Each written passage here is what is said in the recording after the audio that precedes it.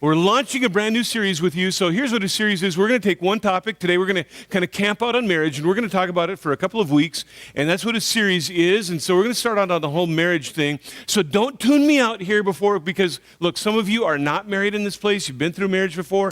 Some of you are like 8, 9, 10 years old. Like marriage is just gross right now and all that kind of stuff. How many in here want to get married? Raise your hand. How many are married? Raise your hand. How many know somebody who's married? Raise your hand. All right, so this message applies to all of us, right? And the principles I'm going to share with you are really principles that you can apply anywhere in life, not just the marriage. Here's the question that we want to address today as we talk to marriages and married people.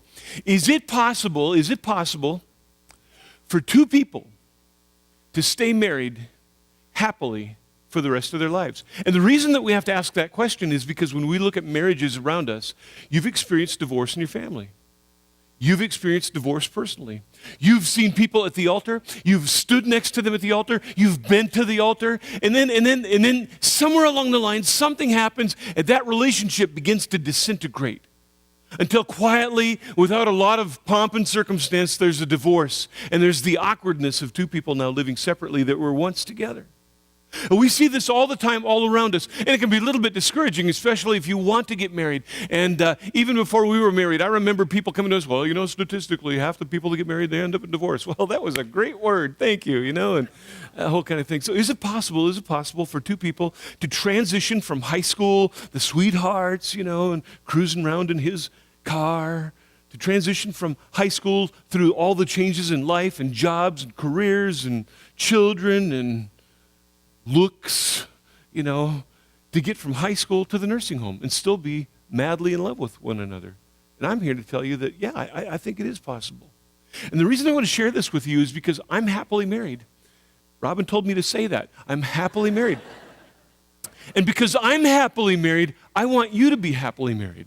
Isn't it true that everybody in this room, right now or at some point in your life, you want to be part of a thriving relationship? You want to feel loved and you want to give love to somebody else. Isn't it true? All of us want to feel that. All of us want a dynamic relationship. The problem is that in the culture that we live in, however, we have more poor examples than we have great examples. Even scripturally, I'd love to open the Bible for you and say, all right, turn to whatever book, whatever page, whatever story. And this is a great example of marriage. And there's not a lot of them, even in Scripture, because, people are just people. And for us in this room, there's more poor examples of relationships than there are great examples of relationships in our life.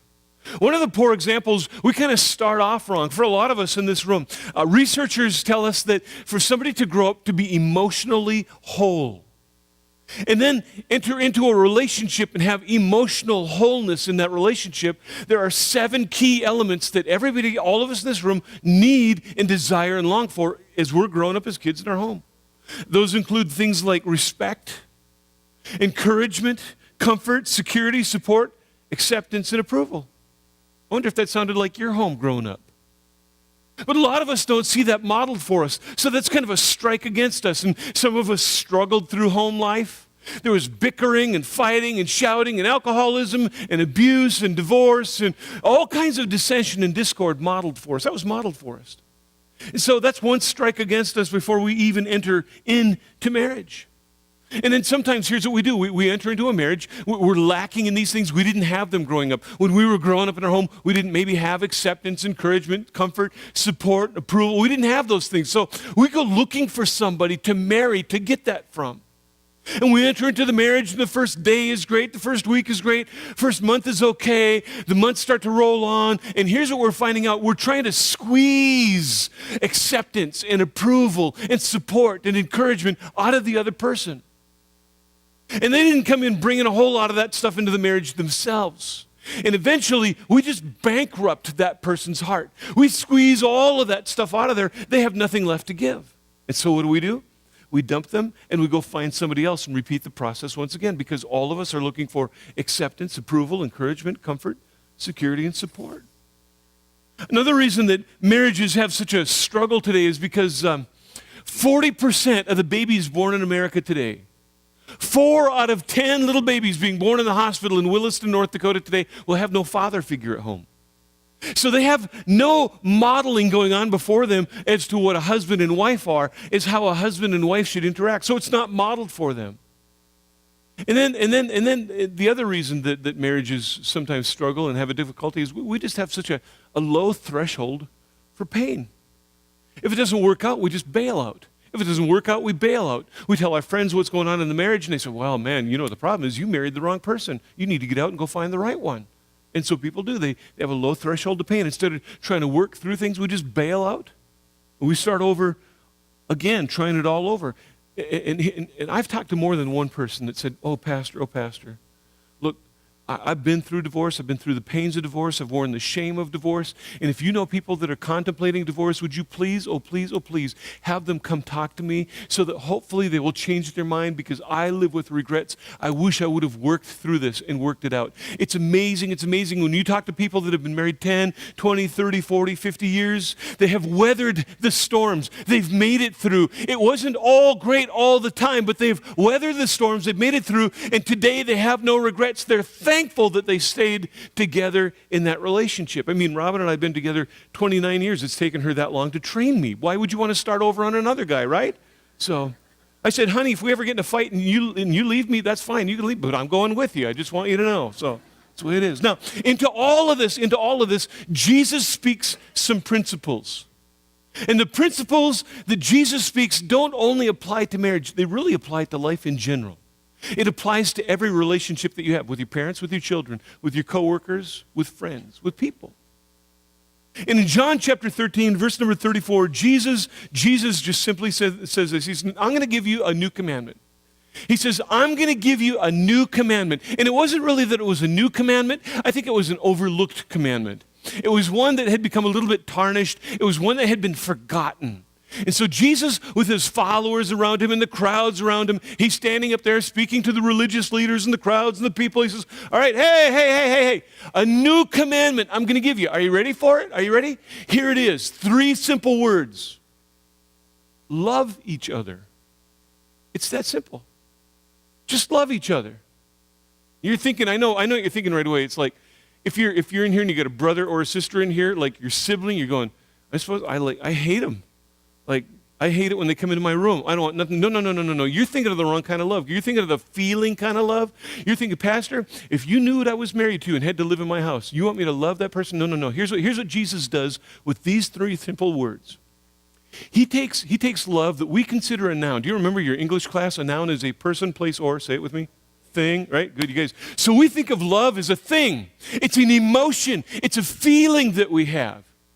And Jesus says, no, I'm not talking about noun-loving people. I'm talking about verb-loving people. Remember what a verb is? It is an action word. It's something that you do. It's this thing that you're supposed to do with actions, not with feelings. And we think that love is something that we fall into or fall out of. I mean, I fell in love, and then I fell out of love. And when we fall out of love, I say to somebody, why are you falling out of love? Well, what changed? Well, you know what? He's never home. He doesn't encourage me. He doesn't support me. He never affirms me. He never can say anything nice. Well, she's a nag. She can't cook a meal if her life depended on it. She's always out with her friends. She doesn't give me stuff. She doesn't give me my needs. And if we were making all of those complaints in front of Jesus, Jesus would simply ask, well, do you love her? Do you love him? Well, I did, because that's why we got married. No. You're still talking about the noun love. I'm talking about the verb love. Are you verb loving that person that you're married to? Well, I can't verbal. I don't feel anything for him. No, Jesus, look, this isn't about feelings. This is about loving the person that you're married to. You know what? If you're married, you love the person that you're married to. No, I don't. Yes, you do. See, we misunderstand this. We think that this whole love thing is a noun thing. Understand this with me. We think it's something that we feel. You know what? When you start out in a relationship, it starts out as a feeling. It does start that way, but eventually when you marriage, the feelings aren't the engine in the relationship anymore. It's the caboose. When you first start dating, remember how it is when you first started dating and you met that special person? Remember the whole thing? And you're telling all your friends, he called, yeah, big deal. He called like 5 minutes ago. He texted me, yeah, big deal. He texted like 3 seconds ago. Do you see him? Here he is in the room. Do you see him? He drove up. You just can't. And you're like, hey, did you see her? No, don't look at her. She's mine. That whole kind of thing. Like you're so protective and there's all the feelings and you can't wait to talk. You can't wait till you text. You can't wait till you see each other. You can't wait till you go on a date. You can't wait until you sit at the table and talk to each other. And there's all these feelings. And then you get married. And then you know what happens in marriage? Let's just be honest. Marriage is fattening, right? So you get married, just it all goes right there. And you don't look like you once did anymore. And remember how just when you saw her, she was like, now she's had 5 kids. You're not looking at the same. I'm just saying that kind of stuff. Now you have to verb love. But when you verb love, you start to noun love later. It just happens that way. And you know what? You hear this all the time. He's not the man I married. Just not the woman that I married. You know what? Well, those are the times you make the decisions to verb love the other person. Yeah. Let me just say this, and I say this cautiously because we're in church, right? But the more you make love a verb, the more you will make, I didn't say it, you did, all right? The more you make love a verb, the more you make love. It's kind of fun to say in church, isn't it? The more you're all going like, can we say that in church? It's like, well, yeah, who do you think invented marriage? God did, right? So the more you start to make love a verb, the more you might start making. You guys, just can't bring yourself to say it, can you? No, we're in church. So Jesus now, he elaborates on this a little bit more. He wants to tell us, this is what I mean. Look how he finishes out the verse. He says this, just as I have loved you, you got to think about that. Just as I have loved you, love each other. Now, how did Jesus love you? You ever thought about that? Jesus, he left the comforts of heaven. He grew up in a little dusty town called Nazareth. He endured all the same kind of frustrations and pains of life just like you. Then he allowed himself to be persecuted, rejected, betrayed, tormented, beaten, and hung on a cross and killed. He demonstrated love for you. He verb loved you. He didn't feel for you before he did any of that. He demonstrated that kind of love. You can't take your cue from the culture that we live in because the culture that you live in says it's all about a feeling. You know, if he drives the right car, if he's got the right amount of bank money, he's got all that money in the account, and he's got the right kind of looks, and he does all these things for you, then you can fall in love. As soon as any one of those parts starts to crumble or fall away, it's done. It's over. And that's the cultural cue that we so often listen to. But Jesus didn't noun love us. He verbed loved us. You just got to think about all that he's done for us. Now, another guy who's a Bible writer, his name is Paul. Paul chimes in on the same subject. He uses a word in the English language. It's kind of a dirty word that starts with S. And we're going to read it in just a moment. And he kind of teases out this whole principle a little bit in Ephesians chapter 5, verse number 21, when he says this. Here's the S word. Ready? Submit to one another out of reverence for Christ. Submit. What do you mean submit? It's the same thing Jesus said. It's just a little more poignant. Submitting just means that you're the priority in the relationship. I'm going to put your needs before my needs. And this just doesn't apply in marriage only. This can be in any relationship with any person that you have a relationship with. Your needs are more important than my needs. That's what submitting is. Even if you don't make me the priority, I'm still going to make you the priority. Even if you don't make me the priority, I'll still make you the priority. That's what submission is. And in a relationship, it looks like this. You first. No, you first. No, go ahead. You first. No, you go first. What if the biggest argument you had in your marriage was who's going to go first, right? Here's what submission is so practically. I thought about this the other night, prepared the sermon, waiting to talk to you before on the Sunday morning. My wife makes us, bacon, eggs, and toast. How many, like me, when you die, you want bacon in your mouth? Anybody like that? You want bacon in your mouth when you die? Yes, thank you. One does. Thank you for that. Anyway, so she fries up the bacon and she gets my food plated up and I'm just chowing down. We've said our prayer and the whole kind of thing. She's finishing up what she's got to do at the stove, come sit down next to me. She's starting to eat and all of a sudden I kind of panic Because I've just chowed down 4 pieces of bacon. How many know you can make a bacon sandwich with 4 pieces of bacon? Bacon, bacon, bacon, bacon. It's a bacon sandwich, right? And you can eat 4 pieces of bacon in no time. And I look over her plate, and I only see 2 pieces of bacon. It's like, oh, what if I got more? What if she gave me more? And I says, do you want one of these pieces? No. You got 4, and I got 4. Which then I started thinking, what if, just go to this scenario. This is a nightmare scenario. What would you do? It's you and your spouse, and she fries up 7 pieces of bacon. What are we going to do? We've only got 7 pieces of bacon. Now, guys, what are you doing? You're already thinking about this, aren't you, right? I get 4, she gets 3 because I'm bigger, right? I work harder. I mean, let's go 5 and 2. Let's do, not the 4 and 3, let's do 5 and 2. Or we can go, well, I'll tell you what, I'll take 3.5, and you get out the tape measure, right? And you get 3.5, right? Or you can say, honey, you take 4 and I'll take 3. That's submission. That's submission. It's just that simple. Submission is the foundation to great relationship. Submission is a verb love. But then you're saying, all right, Pastor, like you don't live in my house. You don't live with my baconator in my house, right? And I say bacon, it's like a bacon eater. You don't live with him. So I'll submit to him when he starts. No. Because that's the temptation. Well, I'll start to submit to them when they do this. We make it conditional. What if Jesus did that? What if Jesus said, look, you get your life right, you get everything together, you start living right, you get your priorities right, you get your heart right, and then I'll go to the cross and die for you. We would be in an awfully hopeless situation on this Sunday morning. Submission just simply says, you know what, before you do this stuff, I'm not putting any conditions on it. I'll submit to you. I'll surrender to you. It's amazing when 2 people are willing to do this. Because see, at some point in your life, you submitted yourself to Jesus. I want you to submit yourself to Jesus. Submission to Jesus just simply says this: Jesus, your agenda, your heart, your plan is more important than mine. I'll take my cue from you. I want to follow you. And then when 2 people who've made that same kind of decision come together and they start to prioritize the other person in the marriage, it makes an amazing marriage. Now, this is why it has to be a decision.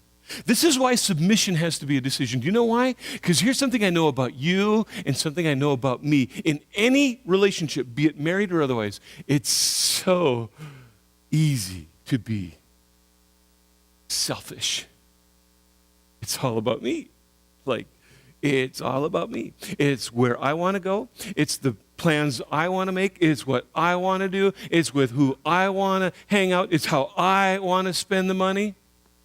Submission in the marriage, in the relationship says, honey, what are we going to do together? And you might have one set of plans, they've got another set of plans, and there's got to be give and take on both sides. There's submitting to the will of the other person. And when 2 people do that in a marriage, it makes for an amazing relationship. Understand this, that God demonstrated verb love when he sent Jesus.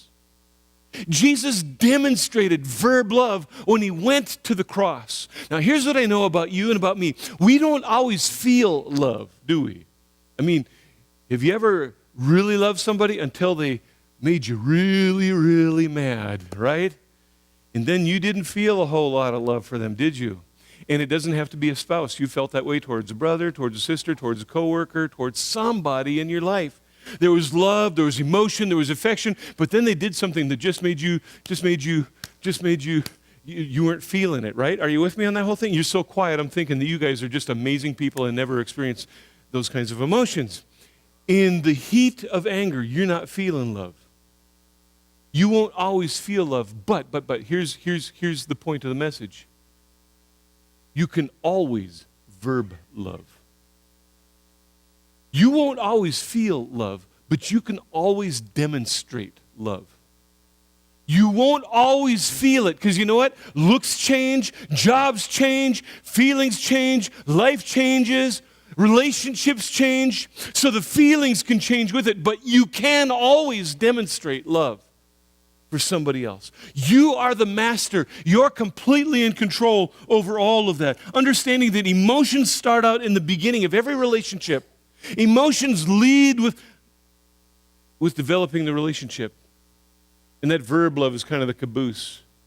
But eventually that gets flipped around.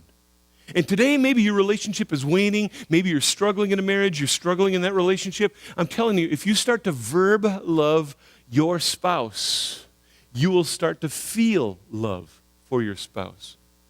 Anything that you invest time, effort, and energy in, you will start to produce emotions for that thing. I mean, you could have a dog come to your door on a cold, drizzly day with no tags, no collar around the neck, and it's just sitting out there on the deck looking at you, just pathetic. And you let that little dog in, you dry it off, and you put down some food on the floor, and you start to pet that, and that dog starts to show you love. That dog starts to show you appreciation. It makes you feel good about who you are, and suddenly you feel this emotional attachment to this dog. You could never do that with a cat, but a dog you might be able to do that with, right? You can do it with your car. I'm driving an old bomb. It's a junker, it's a clunker, it's a beater with a heater. But you know what? You shine up that car, you invest some money in the parts of that car, you clean out the car, you vacuum the car, you look for money under the seats in the car. Suddenly you start to feel good about the car. The house you're living in, it's just a shack, but you do a little trimming, a little painting, a little mowing, a little sprucing up around the place, you clean up a little bit. Suddenly you feel better about it because you've invested time, effort, and emotion in that thing. The same thing in a marriage. Unfortunately, because here's what goes on a lot in marriages. Here's what goes on a lot in marriage. Remember when you were dating somebody? Remember, ladies, how you would almost wear the finish off the mirror getting ready for the date? Remember that? Guys, remember when you used to brush your teeth regularly? Remember that? And wear clean clothes? Remember that? Because it was a date. And you were all excited to be, and you couldn't wait, and you stood by waiting for the car to pull up, and look at the car he drives. Isn't that a nice car? A Pinto. I mean, you were just excited about whatever they're driving. You know, you couldn't wait to be with them. And then he got married, and what happened? What happened? You stopped investing the time, effort, and energy in that relationship that you initially invested. You did something to win that person. Why did you stop doing that? Well, because I won the person. Don't stop doing that. Continue to verb love your spouse. Now, look, is it possible for two people to fall in love and stay in love? And here's why that's so important. Because it's so easy to fall in love, isn't it? In America, there's more than 1,500 places, 1,500 organizations to help you fall in love, but there's not that many to help you stay in love. It takes no effort to fall in love. All you need to fall in love is hormones, right? That's all you need. Hormones and eyes, like, yeah, I know I'm in love. But to stay in love, that's where the effort and the energy comes on our part. So is it possible for two people to fall in love, to stay in love? I would say yes, if they demonstrate, act lovingly towards the other person. And it's not that you chose the right person. It's not that you chose the right person. It's that after you got married, you continued to choose to do the right things. After you got married, you chose to do the right things. In other words, you made love a verb. And it's got to be at some point in your marriage, it's more than, hey, baby, you look good and drive a nice car. It's got to be an investment with our lives that we demonstrate that kind of love. Anybody can fall in love, but staying in love is where the work comes in. Now, look, staying in love it's not about finding the right person. If you're single today, staying in love isn't about finding the right person. It's about finding the person who will be committed to becoming the right person, just like you do. Two Christian people do not make a Christian marriage. Two people desperately in love with God that love Jesus more than they love their spouse, that makes a great marriage. Two people that are devoted and dedicated to verb loving the other person just like Jesus verbed loved us, that makes an amazing marriage. That's what makes a marriage last 10, 20, 30, 40, 50, and 60 years. Is it possible for two people to fall in love and stay in love? Yeah, I think it is. And so when it comes to verb loving somebody else, it's not just spouses that we can implement this with. It's all the people in our lives. You won't always feel love, but you can always demonstrate love. You won't always feel love. And you know that, don't you? You won't always feel love, but you can always demonstrate love.